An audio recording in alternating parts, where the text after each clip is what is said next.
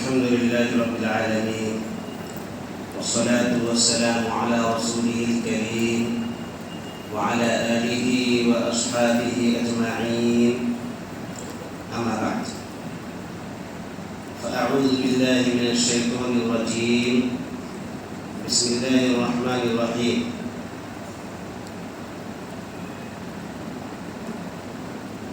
ختم الله على قلوبهم وعلى سمعهم وعلى أبصارهم غشاوة ولهم عذاب عظيم.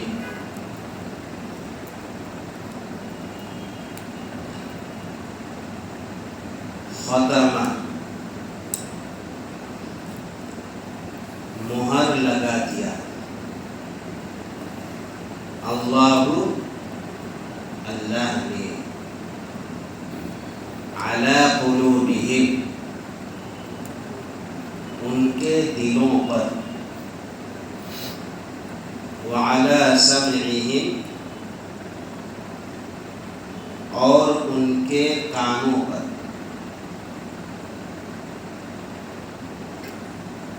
وعلی ابصارہم غشاوہ اور ان کی آنکھوں پر پردہ ہے. وعلی ابصارہم اور ان کی آنکھوں پر غشاوہ پردہ ہے. وَلَهُمْ اور ان کے لیے ہے عذاب عظیم عظیم یا بڑا اور ان کے لیے ہے بڑا عذاب. ٹھیک ہے ترجمہ سمجھ آ گیا؟ کون باقی ہے؟ سب نے کیا؟ حمزہ نہیں آیا آج. آپ کیجیے. ختم اللہ مہر لگا دیا اللہ نے علی قلوبہم پر ان کے دل والا اور پر سمعہم ان کے کانوں والا اور پر ابصارہم ان کی آنکھوں غشاوہ پردہ ہے. ولہم اور ان کے لیے عذاب ہے عظیم بڑا. آپ کیجیے ترجمہ. ختم اللہ علی قلوبہم مہر لگا دی اللہ نے ان کے دلوں پر وعلی سمعہم اور ان کی کانوں پر وعلی ابصارہم اور ان کی آنکھوں پر پردہ ہے. غشاوۃ پردہ ہے اور ان کے لیے عذاب ہے بڑا. ٹھیک ہے. پچھلی آیت کے اندر اس بات کا ذکر ہوا کہ جنہوں نے کفر کیا ان پر برابر ہے کہ آپ ان کو ڈرائیں یا نہ ڈرائیں، ایمان لانے والے نہیں. اب ذہن میں سوال پیدا ہو سکتا ہے، ایمان اتنی واضح چیز، دلائل کی بنیاد پر، معرفت کی بنیاد پر ایمان کا وجود ہے، پھر اس کو کیوں تسلیم نہیں کریں گے؟ پھر ایمان کیوں نہیں لائیں؟ سوال ہوتا ہے. آپ ڈرائیں مارے ایمان نہیں لائیں، کیوں نہیں لائیں گے؟ کوئی تو وجہ ہوگی. یہ وجہ اس آیت کے اندر اللہ تعالیٰ نے ذکر کیا. کہا ختم اللہ علی قلوبہم، اللہ نے مہر لگا دیا ان کے دلوں پر اور ان کے کانوں پر. ٹھیک ہے. یہ مہر کیا ہے؟ سیل بند. مہر کیا ہے؟ ابھی تو مہر کس کو بولا جاتا ہے؟ اسٹیمپ کو ایسے لگاتے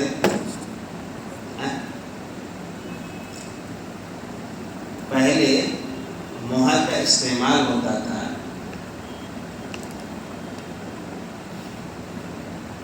جیسے کوئی خط وغیرہ لکھا جاتا تھا تو خط جس لفافے میں ڈال کر پہنچایا جاتا تھا اس لفافے کے دروازے کو بعض چیزوں سے بند کیا جاتا تھا تاکہ اس کو کوئی کھول نہ سکے. اسی کو ختم کہا جاتا تھا, ختم, مہر. اور ایسے ہی یہ لفظ استعمال عربی زبان میں ہوتا ہے کہ کوئی برتن یا کوئی مشکیزہ یا کوئی مٹکا وغیرہ ہو اور اس کو بند کرنے کے لیے اس کے منہ پر کوئی چیز رکھ کر کے آٹا یا مٹی وغیرہ کا استعمال کیا جاتا ہے. یہ جو آٹا یا مٹی کے ذریعے سے اس کو بند کر دیا جاتا ہے تو اسی کو کیا کہا جاتا ہے؟ مہر. تو ہم بولتے ہیں ورنہ ختم کا لفظ استعمال ہوتا ہے. ٹھیک ہے. اور اسی سے پھر خاتم کا لفظ بنا. خاتم کسے کہتے ہیں؟ انگوٹھی کو. کس کو کہتے ہیں؟ انگوٹھی کا استعمال اگرچہ کہ آج کے زمانے میں زیب و زینت کے لیے, پہلے زمانے میں بھی زیب و زینت کے لیے ہوتا تھا, لیکن ایک اور کام کے لیے کرتے تھے. کس کے لیے؟ اسٹیمپ کے لیے. جیسے کہ اللہ کے نبی صلی اللہ علیہ وسلم کی انگوٹھی تھی کہ آپ صلی اللہ علیہ وسلم کی انگوٹھی جس کو خاتم کہا جاتا ہے, تو اس کے لیے ایک تو آپ صلی اللہ علیہ وسلم پہنتے تھے, دوسرے کے باہر جب بادشاہوں کے یہاں پر خط بھیجتے تھے تو اس کو مہر لگاتے تھے. ٹھیک ہے. وہ مہر لگانے کا مقصد بھی یہی ہوتا ہے. جیسے مثلا کوئی خط ہے اور مہر لگا ہوا ہے, اس کا مطلب یہ ہے کہ جب تک اس انسان تک پہنچ نہ جائے اس کو کوئی کھول نہیں سکتا. جیسا کہ برتن وغیرہ کو مٹی وغیرہ یا آٹا وغیرہ سے بند کر دیا جاتا ہے نا, اس کو کھول نہیں سکتا, ایسے ہی مہر لگا دینے سے وہ خط پھر کوئی کھول نہیں سکتا. آج کے زمانے میں آپ دیکھیں گے جیسے یہ آٹا اور مٹی, یہ بات شاید کہ نہ سمجھ میں آئے. کبھی کبھار آپ جیسے دیسی انداز میں بریانی وغیرہ پکانے میں جو مٹی کے ہانڈی میں بہت سارے آپ جگہ پہ جائیں گے, ڈھابا وغیرہ پہ, یہ بہت ساری جگہ پہ اس بات کا اہتمام ہوتا ہے کہ وہ مٹی کے برتن میں یا پھر کبھی کبھار کچھ فروٹ وغیرہ میں, جیسے کلنگر ہے, کلنگر کے اندر سے اس کو نکال لیتے ہیں, اس کے بعد پھر اس کے اندر ڈال دیتے ہیں اور پھر اس کو بند کر دیتے ہیں. تو بند کرنے کے لیے آٹے کا استعمال ہوتا ہے. جیسے مٹی کا برتن ہے اور اس کے بعد پھر اس کے منہ پر کیا کرتے ہیں, چاروں طرف سے آٹا لگا دیتے ہیں. آج کے زمانے میں آپ اس کو دیکھ سکتے ہیں. یہ جو آٹا چاروں طرف سے لگایا جاتا ہے اسی کو کیا کہتے ہیں؟ ختم کہا جاتا ہے, یعنی سیل بند یا مہر بند. اور یہ جب لگ جاتا ہے تو اس کا مطلب یہ ہوتا ہے نہ اندر سے کوئی چیز باہر آ سکتی ہے اور نہ باہر کی کوئی چیز اندر جا سکتی ہے. اب دل کے اندر یہ چیز لگ گئی, دل کے اندر یہ چیز لگ گئی تو اب ایمان اندر جائے گا. اللہ نے مہر لگا دی, اب ایمان اندر جائے گا کہ نہیں جائے گا؟ اس طرح سے مٹی کے برتن پہ وہ مہر بند کر دینے کی وجہ سے نہ باہر کی چیز اندر نہ اندر کی چیز باہر آ سکتی ہے. تو ایسے ہی جب دل کے اندر مہر لگ گیا تو پھر اس دل کے اندر ایمان کی سرایت نہیں کر سکتا. ٹھیک ہے.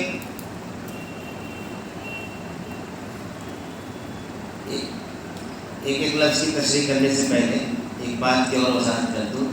کہا کہ اللہ نے مہر لگا دیا, اللہ نے مہر لگا دیا. تو اب بظاہر غور کرو گے تو یہ بات سمجھ میں آئے گی کہ اللہ رب العالمین مطلب مہر لگا دیا تاکہ ایمان نہ جائے. اللہ نے مہر لگا دیا تاکہ ایمان نہ جائے.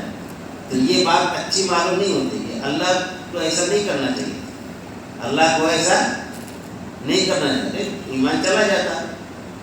اللہ اگر ایسا نہیں کرتا تو ایمان تو کیا بات. تو یہاں پر پھر کیا مانا ہوا کہ اللہ نے مہر لگا دی؟ سوال ہو سکتا ہے نا، اللہ ایسا نہیں کرنا چاہیے تھا، اللہ ایسا نہیں کرنا چاہیے. تو یہاں پر کہ اللہ نے مہر لگایا، تو یہ جو اللہ کی طرف منسوب ہے، گمراہی والی جو بات ہے، یہ اللہ رب العالمین کی طرف اگر منسوب کی جاتی ہے تو اس کا یہ مطلب نہیں ہے کہ اللہ رب العالمین کو اس کا ذمہ دار ٹھہرایا جائے کہ اللہ کی وجہ سے ہی ایمان اندر نہیں گیا کیونکہ اس نے مہر لگا دی. تو یہاں پر اللہ کی طرف منسوب کیوں کیا گیا؟ سوال ہو سکتا ہے کہ اللہ نے کیوں کہا کہ اللہ نے مہر لگایا؟ تو اس کا مطلب یہ ہے کہ اللہ سبحانہ و تعالیٰ کی طرف نسبت کس وجہ سے کی گئی کہ اصل جو اللہ رب العالمین کی جو سنت رہی ہے، اللہ تعالیٰ کی سنت کیا ہے کہ جو ایمان کو اپنے دل کے اندر نہیں اتارے گا تو اللہ تعالیٰ اس کے دل کو مہر لگا دیتا ہے. یا پھر جن 6 چیزوں کا ذکر ہوا وہ ہٹ دھرمی کی وجہ سے جانتا ہے کہ یہ حق ہے، جیسا کہ ابو جہل تھا، جیسا کہ ابی بن اخطب اور یہودی تھے، جانتے تھے کہ یہ حق ہے پھر بھی نہیں مانی. تو اب یہ ہے کہ اللہ رب العالمین مہر نہیں لگائے گا، حق جاننے کے باوجود بھی انکار کر رہی ہے. تو اللہ سبحانہ و تعالیٰ کی گویا کہ اللہ تعالیٰ کی طرف نسبت ہے، مطلب کیا ہے کہ اللہ رب العالمین کی یہ سنت چلی آ رہی ہے کہ اگر تم حق دھرمی کی بنیاد پر حق کو ٹھکراؤ گے تو پھر اللہ رب العالمین تم سے اپنی توفیق چھین لے گا، پھر تمہیں پھر کبھی ایمان نصیب نہیں ہوگا. تو یہ اللہ کی جو سنت، پہلے سے جو طریقہ اللہ نے ایک چیز لکھ دی ہے کہ جو ہر دھرمی کی وجہ سے، جہل کی وجہ سے، جہالت کی وجہ سے اور عقل کی وجہ سے، تکبر کی وجہ سے حق کو نہیں اپنائے گا تو اللہ تعالیٰ ایسے لوگوں سے پھر حق کی توفیق چھین لے گا. تو یہ چیز چونکہ اللہ رب العالمین کے ہاتھ میں ہے، اس وجہ سے یہاں پر اللہ رب العالمین کی طرف نسبت کی گئی ہے، ورنہ یہ نہیں کہا جائے گا کہ اللہ تو نے مہر لگا دے اس لیے وہ ایمان نہیں لا سکتا. قیامت کی وجہ سے کوئی کہہ سکتا ہے؟ نہیں کہہ سکتا. تو یہاں پر اللہ تعالیٰ کی طرف نسبت کرنے کا مفہوم سمجھ میں آیا نا؟ جو میں نے بات بتائی سمجھ میں آیا آپ لوگوں کو؟ ہاں. تو چونکہ اللہ رب العالمین توفیق چھین لیتا ہے اور ان کے اپنے کرتوتوں کی وجہ سے، اس وجہ سے اللہ رب العالمین کیا کرتا ہے؟ اللہ سبحانہ و تعالیٰ ایسے لوگوں سے پھر دل پر مہر لگا دیتا ہے، توفیق بھی چھین لیتا ہے. تو یہ جو اللہ رب العالمین مہر لگاتا ہے تو ان کے اپنے کفر کی وجہ سے، جیسا کہ سورہ نساء کے اندر ایک آیت ہے، اس کے اندر اللہ تعالیٰ فرماتا ہے بل طبع اللہ علیہا بکفرہم، بلکہ اللہ نے اس پر یعنی دلوں پر مہر لگا دیا ان کے کفر کی وجہ سے. وہاں پر صراحت بکفرہم، ان کے کفر کی وجہ سے، فلا یؤمنون، تو یہ ایمان نہیں لاتے ہیں الا قلیلا، مگر تھوڑے. تو ان کے کفر کی وجہ سے ان پر، ان کے دلوں پر اللہ رب العالمین نے مہر لگا دی. یہ بات کلیئر ہو گئی؟ کبھی ایسا کبھی کبھار سوال آ جاتا ہے، یہ ذہن میں بات آ جاتی ہے، یہ کبھی کسی نے سوال کر لیا تو یہ بات ذہن کے اندر ہونی چاہیے کہ گمراہی کی نسبت اللہ رب العالمین کی طرف نہیں کی جاتی، لیکن اگر اللہ تعالیٰ نے کی ہے تو اس کا مطلب یہ ہے کہ اللہ نے ان کے اپنے گناہوں کی وجہ سے یا ان کے اپنے کرتوتوں کی وجہ سے ان کو گمراہی میں ڈھکیل دیا، یعنی ہدایت کی توفیق اللہ تعالیٰ نے ان سے چھین. یہ ایسا مفہوم، ٹھیک ہے. قلوبہم، قلب، قلب کی جمع کیا ہے؟ قلوب. قلب یعنی دل کو کہتے ہیں. قلب کا معنی الٹنا پلٹنا. قلب کا جو معنی ہے وہ کیا ہے؟ الٹنا پلٹنا. یہ الٹتا پلٹتا ہے کہ نہیں؟ اس سے زیادہ تیزی کے ساتھ کوئی بھی چیز الٹ پلٹ نہیں سکتی، ایک سیکنڈ بھی نہیں. کبھی کبھار تو انسان کا یہ دل اتنا زیادہ حرکت میں آتا ہے اور اتنا زیادہ مطلب کمپیوٹر بھی فیل. کبھی کبھی آپ ایسی سچویشن آ جاتی ہے آپ کو جلدی سے ایک فیصلہ کرنا ہوتا ہے، اس وقت 1 سیکنڈ کے 100 حصے کیجیے آپ 10 چیزوں کے بارے میں سوچ کے ایک چیز کے بارے میں فوراً فیصلہ کر لیتے ہیں، 1 سیکنڈ سے بھی تو وقت لگتا ہے. یعنی کبھی کبھی ایسا سچویشن آ جاتا ہے کہ آپ کو کیا کرنا ہے 10 چیزوں کے بارے میں سوچ کے آپ فوراً ایک چیز کو اختیار کر لیتے ہیں. تو اتنا زیادہ الٹتا پلٹتا، اس لیے اس کو کیا کہا جاتا ہے؟ قلب کہا جاتا ہے. ٹھیک ہے. کانوں پر بھی پڑتا ہے، اللہ تعالیٰ مہر لگا دیتا ہے. اب دیکھیے دل کا ذکر ہوا، کان کا ذکر ہوا، اسی طرح سے آنکھ کا ذکر ہوا. ایک تو دل تک بات پہنچتی ہے، اور یہ بات آنکھوں کے ذریعے سے پہنچتی ہے، اسی طرح سے کانوں کے ذریعے سے بات پہنچتی ہے. تو یہ جو جہاں سے انسان فیصلہ لے گا تو ایک تو وہیں پر مہر لگا دیتا ہے، دوسرا یہ کہ ایسا بھی امکان ہے کہ کان کم سے کم بات پہنچائے، ہو سکتا ہے کہ وہ اپنا فیصلہ بدل دے. آنکھ اپنا انفارمیشن دل تک پہنچائے، ہو سکتا ہے کہ وہ فیصلہ بدل دے. لیکن اللہ رب العالمین کان میں بھی پردہ ڈال دیتا ہے، کان میں بھی پردہ ڈال دیتا ہے، آنکھوں میں بھی پردہ ڈال دیتا ہے. مطلب یہ ہے کہ وہ سنتے ہیں لیکن انسنی کر دیتے ہیں، دیکھتے ہیں لیکن اندھا بن جاتے ہیں، ہے نا. لہم قلوب لا یفقہون بہا، ان کے دل ہیں مگر سمجھتے نہیں. وَلَهُمْ أَعْيُنٌ لَا يُبْصِرُونَ بِهَا، ان کی آنکھیں ہیں لیکن دیکھتے نہیں. وَلَهُمْ آذَانٌ لَا يَسْمَعُونَ بِهَا، کان تو ہے لیکن سنتے نہیں. کیوں سنیں گے؟ مہر لگا دیا جو اللہ رب العالمین، تو اس وجہ سے نہیں سنتے. ٹھیک ہے. تو یہ جو انفارمیشن دل تک پہنچانے کا جو ذریعہ ہے، آنکھ اور دوسرے کان، اللہ تعالیٰ اسی پر مہر لگا دیتا. اور جب مہر لگا دیتا، اچھی بات، پہلی بات تو سننے کا دل ہی نہیں کرتا ہے، جیسے بہت سارے لوگ ہیں سننے کا دل نہیں کرتا. دل اتنا اچر چکا ہوتا ہے نا، کہ دل کو اللہ تعالیٰ نے اتنا پتھر بنا دیا.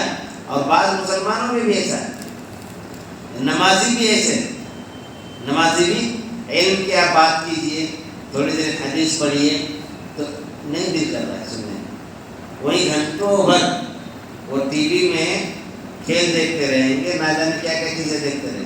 لیکن اگر 10 منٹ کی بات کہی جائے تو 10 منٹ کے بعد دل کے اندر بہت زیادہ بوجھل معلوم ہوتی ہے. وجہ کیا ہے؟ وجہ یہی ہے کہ یہ آنکھوں پر اور اسی طرح سے دل پر پردہ پڑ چکا ہوتا ہے. اس وجہ سے انسان کو نصیحت کی بات اچھی نہیں لگتی ہے. وَعَلَىٰ أَبْصَارِهِمْ غِشَاوَةٌ، اور ان کے آنکھوں پر پردہ ہے. اس طرح سے مہر لگا دے. ایسے غشاوت کا لفظ جو ہے نا، غشیہ کا معنی ہوتا ہے ڈھانپ دینا. غشیہ کا کیا معنی ہے؟ ڈھانپنا. اور اسی سے قیامت کا ایک نام کیا ہے؟ هل أتاك حدیث الغاشیہ. کیا ڈھانپ لینے والے کی خبر آپ تک پہنچی ہے؟ تو قیامت کو ڈھانپ لینے والی کہا گیا. کیوں؟ کیونکہ جب قیامت قائم ہوگی تو ایسا نہیں کہ صرف امریکہ میں اور انگلینڈ میں ہوگی، ساری کائنات کو یہ قیامت اپنے اندر سمولی، کوئی بھی چیز بچ نہیں پائے گی. تو ڈھانپنے کا مطلب کیا ہے؟ کہ بالکل ڈھانپ لے. تو اس وجہ سے اس کو ڈھانپ لینے والی کوئی، یعنی ایسا نہیں کہ کوئی ایک چوٹی کہیں پہ گھس جائے گی اور بچ جائے گی، تو ایسا نہیں، سب ختم. اسی لیے ڈھانپ لینے والے قیامت کو کہا گیا. تو یہاں پر پردہ ڈھانپ لینے والی. اب پردہ کیا ہے؟ جیسے پردہ ڈال دیا گیا تو ڈھانپ لیا نا. تو اب کانوں پہ پردہ مطلب کیا ہے؟ کانوں پردے کا مطلب یہ ہے کہ کانوں کو اللہ نے ڈھانپ دیا، اب اچھی چیز کانوں سے نہیں جا رہی ہے. یہاں پر وَعَلَىٰ أَبْصَارِهِمْ، آنکھوں پر پردہ ہے. اب آنکھوں پر پردہ کیا ہے؟ اس طرح سے یہ اوپر والا جو ہے نا آنکھوں کا، اب وہ آپ بند کر لیں، ایک طرح سے پردہ ہے، بند کر لیں. دکھائی دے رہا ہے؟ نہیں دے رہا. تو ایسے اللہ رب العالمین غیر محسوس طریقے سے آنکھوں پر پردہ ڈال دیتا ہے. تو بات پھر انسان کو نہیں سمجھ آتی ہے. حق دیکھتا ہے لیکن قبول نہیں کرتا ہے، حق سنتا ہے لیکن قبول نہیں کرتا. وَلَهُمْ عَذَابٌ عَظِيمٌ، اور ان کے لیے بڑا عذاب ہے. ان کے لیے بڑا عذاب، بڑا عذاب. یہ بھی ڈرانے کے لیے اللہ رب العالمین نے قرآن کے اندر ڈرانے کے لیے کبھی کبھار اس چیز کی پہچان کو چھپاتا ہے، اس چیز کی پہچان کو چھپاتا ہے۔ الفاظ کے اندر پہچان کیسے ہوتی ہے؟ مثلا میں کہوں آدمی کھڑا ہے، اور آدمی کی جگہ پہ میں کہوں زید کھڑا ہے، تو پہچان کون ہے اور انجان کون ہے؟ آدمی۔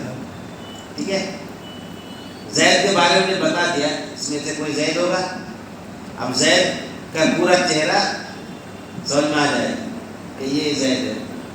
مثلا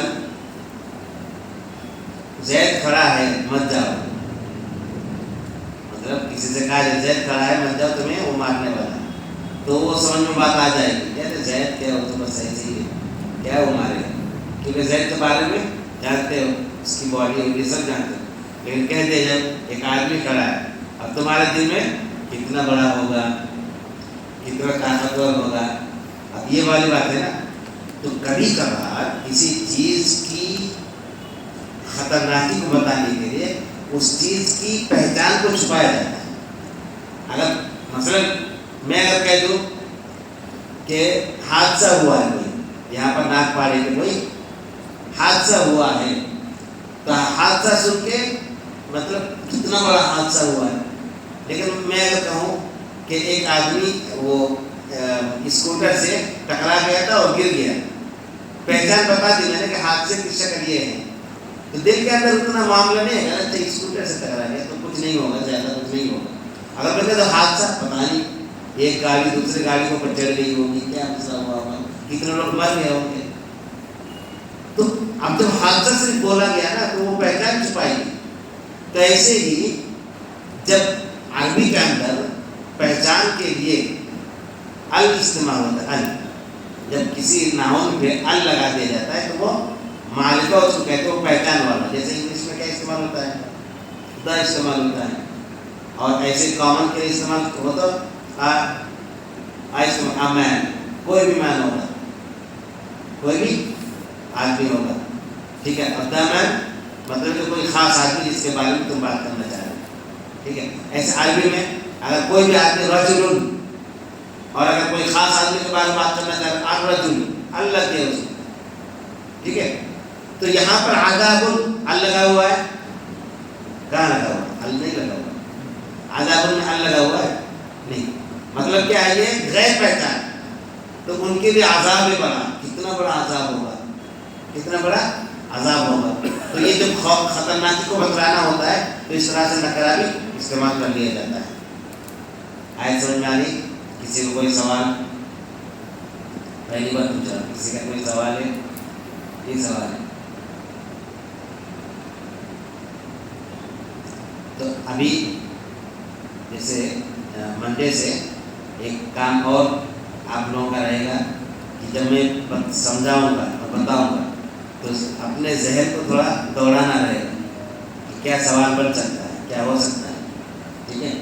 جب ذہن کے اندر زور ڈالا جاتا ہے تب پھر سوال ابھرتا جاتا ہے، اور صرف یہ کہ ہاں بات کہہ رہی ہے اور ہم سن رہے ہیں، تو بات تو سمجھ میں آ جائے گی، لیکن ذہن پر زور ڈالنے کی وجہ سے جو سوال پیدا ہونا چاہیے وہ سوال نہیں آئے، اور سوال کرنے سے ذہن کھلتا ہے، بات اور بھی اچھے انداز میں سمجھ میں آتی ہے۔ جیسے کہ میں نے جب سمجھا رہا تھا تو یہاں پر ایک سوال ہے، اب سوال کیا ہے؟ اللہ نے اپنی طرف کہا کہ اللہ نے مہر لگا دیا، تو یہ سوال جب کہا میں نے تو پھر جواب تلاشنے کے لیے انتظار میں تھے نا کہ کیا جواب ہوگا اس کا، تو جہاں پہ سوال ہوگا وہاں پر سمجھنا پھر آسان ہو جاتا ہے، ٹھیک ہے۔ رہنے دیتے ہیں۔ سبحان اللہ و بحمدہ، اشہد ان لا الہ الا انت، استغفرک و اتوب الیک۔